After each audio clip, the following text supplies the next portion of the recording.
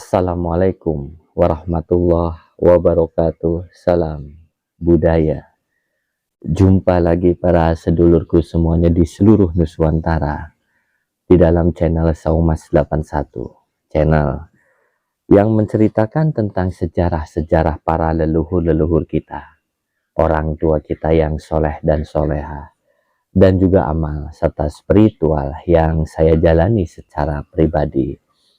Izin para sepuh dimanapun berada, kami ingin memberikan sebuah amalan yang didapat dari daerah Panjalu, lebih tepatnya di Situ Lengkong, daerah Ciamis. Kebetulan saya diajak sama rekan, sama sedulur ke daerah Panjalu, Situ Lengkong. Jadi ceritanya para sedulur, sebelum kami menceritakan tentang pengalaman di sana.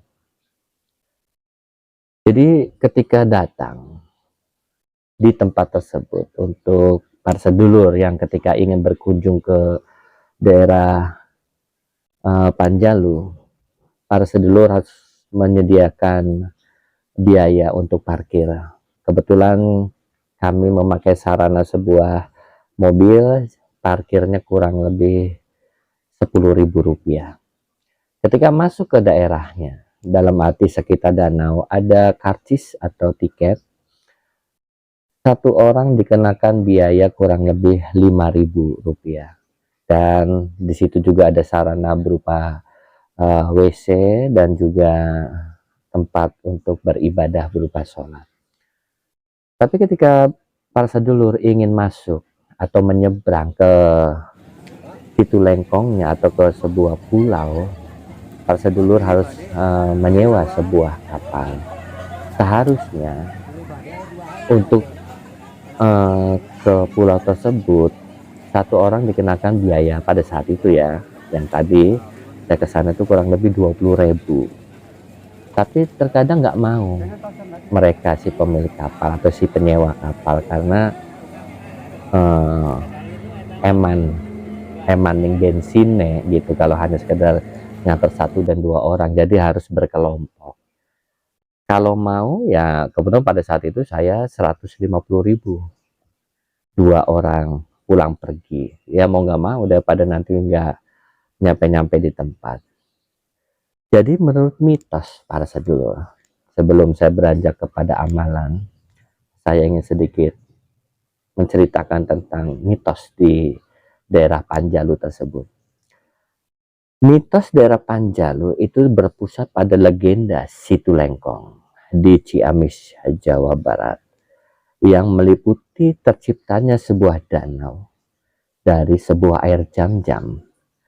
Mitos sebuah naga, si penjaga dari sebuah pulau itu, konon sampai sekarang juga naga tersebut masih tetap menjaga, dan keberadaan 2 buah harimau, betina dan jantan, yang biasanya betina disebut bombang larang, dan yang yang jantan disebutnya bombang larang, yang betina disebutnya bombang kencana. Dan alhamdulillah kalau dalam kedua maung tersebut, macan tersebut, alhamdulillah kalau saya sudah kurang lebihnya sedikit mengenal. Dan di situ pula saya mendapat kenang-kenangan berupa sebuah tongkat yang utusannya tuh bilang tongkat ini harus diukir menjadi kepalanya naga, tapi ekornya, karena kebetulan dapat tongkatnya itu bawahnya berbelit ya, kayak dikepang, jadi kepalanya 1, badannya 2, naganya seperti itu. Kalau dilihat dari kayunya sendiri sih kayaknya kayu prikancu ya para sedulur, sedangkan di pulau tersebut tuh tidak ada kayu prikancu. Kebanyakannya yang lebih utama, yang lebih tenarnya itu adalah kayu kalong. Kenapa kayu kalong? Kan memang di situ juga banyak kalong atau kelelawar ya para sedulur. Kalong di situ sebutnya kalonggaran. Jadi bagi sedulur yang ketika ingin mendapatkan suatu solusi atau apa, mangga melalui wasilah berupa Situ Lengkong, mudah-mudahan mendapatkan satu kelonggaran berupa solusi-solusi yang Allah berikan kepada para sedulur-sedulur. Kalonggaran seperti itu para sedulur. Mangga kita saksikan bagaimana suasana di Panjalu, khususnya di Situ Lengkong. Bismillahirrahmanirrahim.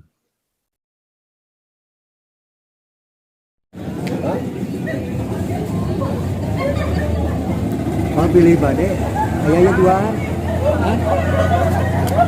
Pilih bade, duaan, ayah.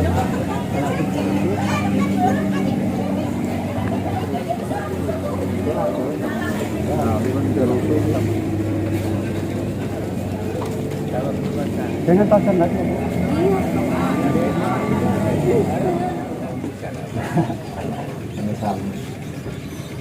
Orang mana bisa ada kali jalan.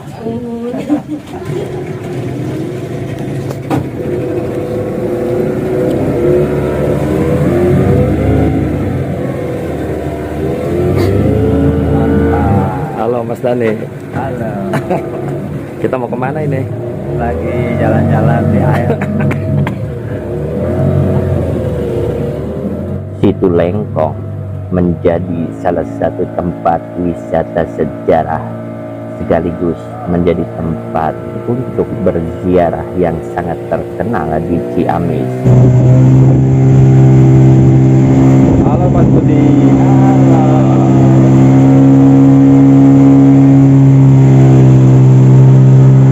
Tempat ini terkenal sampai ke berbagai daerah seperti Tasikmalaya, Bandung, bahkan hingga keluar Jawa Barat. Konon, Situ Lengkong dahulunya menjadi kawasan dari pusat pemerintahan Kerajaan Panjalu Ciamis. Kawasan ini menjadi begitu terkenal karena memiliki kisah menarik di balik keindahan danaunya.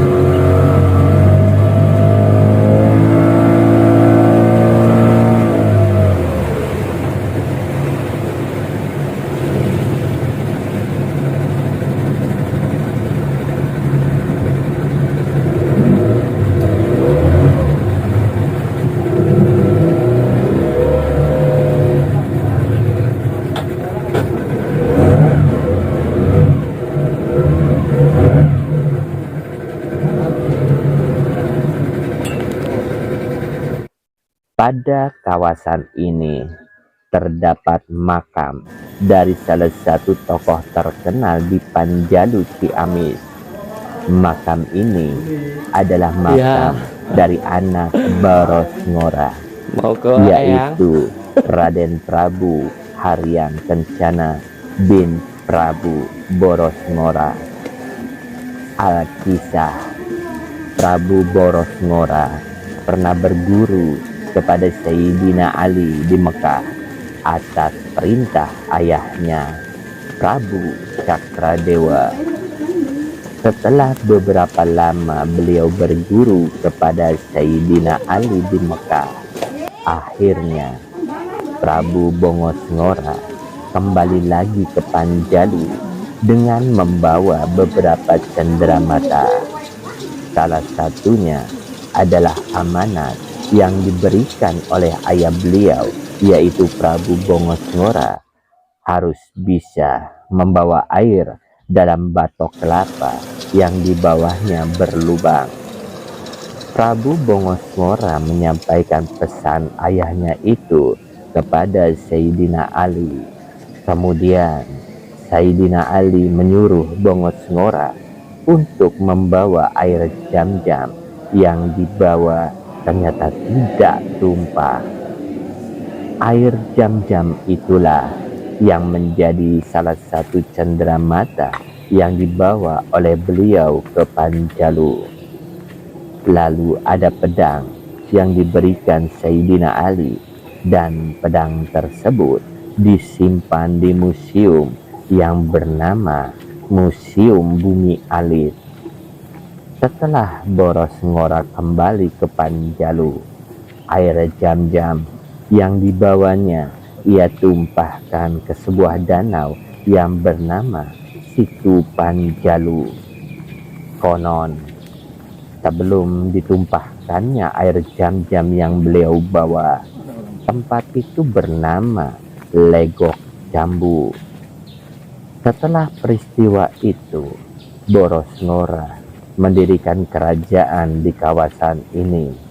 Konon, setelah tahta kerajaan Panjalu diberikan kepada anaknya, dan Prabu Bongosngora pergi melakukan syiar kembali ke daerah Sukabumi. Setelah anaknya wafat, yaitu Prabu Haryang Kencana, dimakamkan tepat di tengah-tengah dari danau atau Situ Lengkong. Kawasan ini menjadi ramai dikunjungi oleh para peziarah yang berasal dari berbagai daerah di Pulau Jawa, bahkan dari luar Pulau Jawa.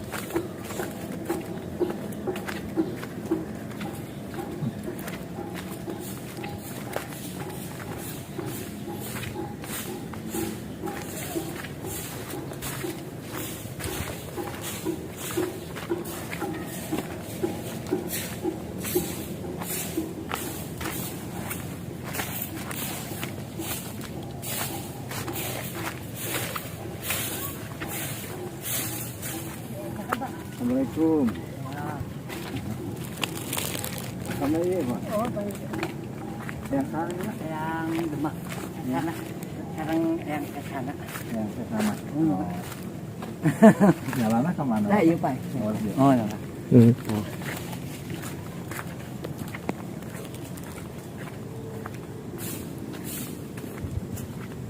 Mana? Iya, benar. Jadi ini Iya, benar. Silang.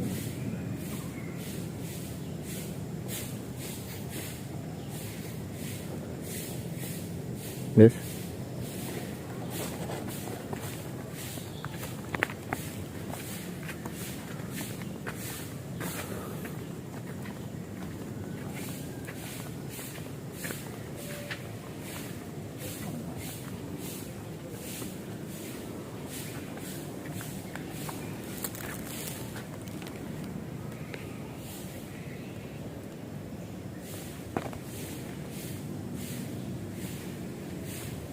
Ini sendalnya. Benar.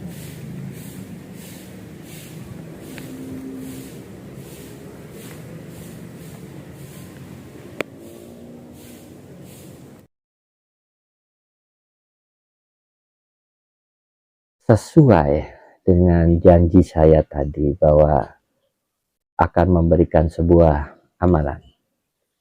Jadi para sedulur, cerita tentang yang tadi, tentang situ Lengkong ini. Dan saya tidak mengetahui sejarahnya secara pasti. Tapi saya dapat sejarah itu ketika saya berkunjung ke Bumi Alit. Jadi di Bumi Alit itu saya mendapatkan sebuah telur berwarna merah. Merah menyala, berputar-putar di hadapan saya. Ketika itu saya dibawa kepada 3 sosok. Jadi air jam-jam tersebut ternyata dibawa oleh batok kelapa, di bawahnya itu berlubang.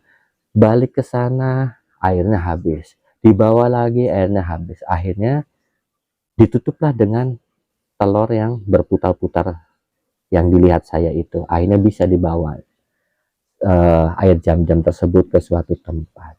Itu yang saya dapat, dan saya utarakan ini kepada Kuncen Bumi Alit pada saat itu, dan beliau memberikan sebuah amanah tentang penjelasan dari telur tersebut. Salah satunya ke Panjalu ini, para sedulur. Telur itu ada kulit, ada putih telur, dan ada kuning telur. Jadi amalannya, para sedulur, karena berhubungan dengan Sayyidina Ali. Konon ketika Sayyidina Ali ingin memperistri anak dari Kanjeng Nabi Muhammad SAW, Kanjeng Nabi Muhammad memberikan sebuah sayembara. Barang siapa yang bisa menghatamkan Al-Quran yang paling cepat, itulah yang berhak untuk mendapatkan anak saya. Kurang lebihnya seperti itu ceritanya, para sedulur. Akhirnya banyak sekali yang mengikuti sayembara ini. Yang konon menangnya itu adalah Sayyidina Ali. Beliau hanya membaca surat Al-Ikhlas 3 kali di hadapan Kanjeng Nabi, dan beliau memilih Sayyidina Ali untuk menjadi menantunya. Seperti itu kurang lebih. Kenapa surat Al-Ikhlas? Maka dari situ, para sedulur, perdalam surat Al-Ikhlas. Bacalah surat Al-Ikhlas. Minimal dengan ketulusan yang para sedulur dapatkan. Ketulusan yang didapat itu apa? Tidak memaksakan berupa angka-angka harus totalnya berapa. Para sedulur berjalan dengan memakai motor kah, jalan kaki kah, pokoknya keluar dari rumah. Para sedulur juga harus wirid surat Al-Ikhlas. Dalam kondisi apapun, para sedulur selalu berwiridkan surat Al-Ikhlas. Paham ya di sini ya? Jadi ini juga saya lakukan udah lama sekali, para sedulur. Dan alhamdulillah ketika saya berkunjung ke situ dipermudah. Mendapatkan suatu ketenangan yang luar biasa di tempat Panjalu ini, di situ Lengkong ini. Karena apa? Atmosfernya sama, Al-Ikhlas. Keikhlasan di situ, tulus. Melakukan apapun harus tulus.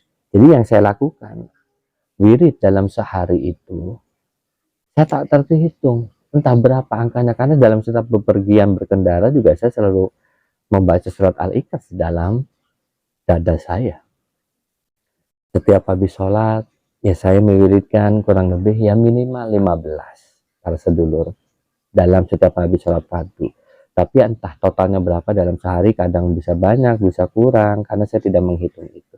Jadi amalkan surat Al-Ikhlas setiap hari bagi para sedulur, dimanapun berada, yang ingin mengamalkan surat Al-Ikhlas.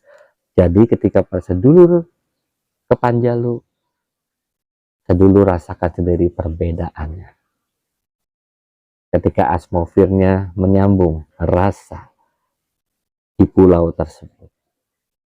Enak, para sedulur, luar biasa enak.